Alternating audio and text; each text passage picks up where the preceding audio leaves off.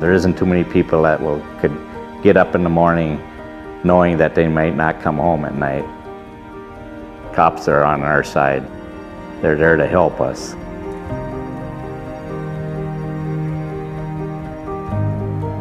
Right now, it's like they got a target on their back.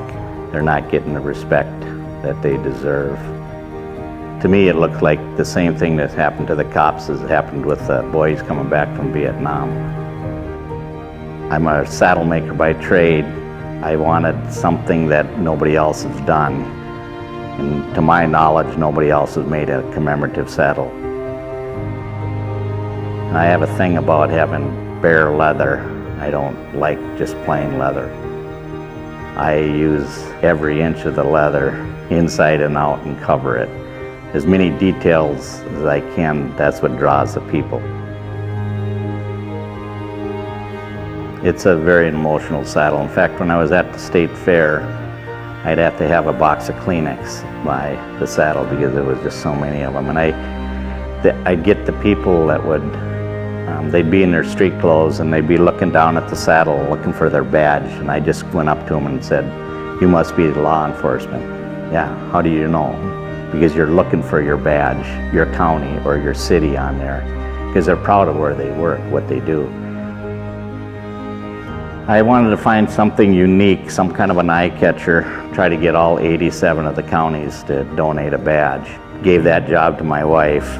They'd say, "Well, let me see, ma'am, you want me to donate a badge so you can put it on a saddle?" And they'd either laugh at her or hang up on her. Our Wright County Sheriff, Joe Haggerty, to come out to the shop and see my other saddles that I've done. And then he just said, "How can I help?" And I said, "I need you to get the badges." Got a hold of the Minnesota Sheriff's Department, and they sent letters out, and all of a sudden, every week, my sheriff would come out and drop off a couple badges. These badges are not going to be sold or anything. They're strictly out there to honor our law enforcement. Once it started getting out there that I was building it, the cities started getting a little jealous. They wanted to be on there. It started getting out there a little bit more. People were taking pictures, and all of a sudden I started getting badges from out of state. One day I got a badge from the city of Chicago, and I got one from the Canadian Mounted Patrol, so now it's pretty much international now. Wherever I go with this, I'm with this saddle all the time. I don't leave it nowhere because the badges are valuable and they're irreplaceable. One of my wife's best friend's husband was a cop in Elk River and was shot and killed. She donated her husband's badge to this saddle. On the back side of it, I have their Bible verse wrote on there, and I have his signature on there. Todd was very patriotic. And then Timothy Bradley, in his part-time, he would whittle peace pipes. Then he would actually give them to some of the gang members. "It's only love that matters." That was his last words on his deathbed. That canine right there is Saber. He was died 6 days before his retirement. He always had that quirk in his ear. He was very well known in Wright County. Cop down there helping a kid.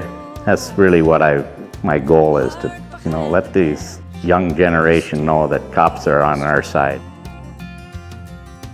Then I have the St. Michael insignia on here. St. Michael was God's policeman.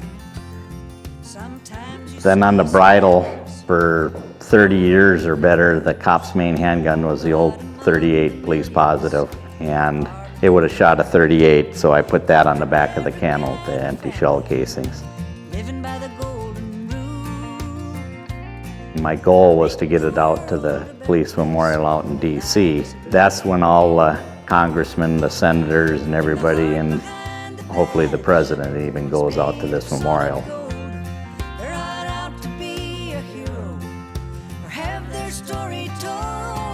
I built this saddle to tell a story, to thank our law enforcement for what they do. With my art talent, this is a way that I can thank them more than any other way I can. This is to honor them and their families,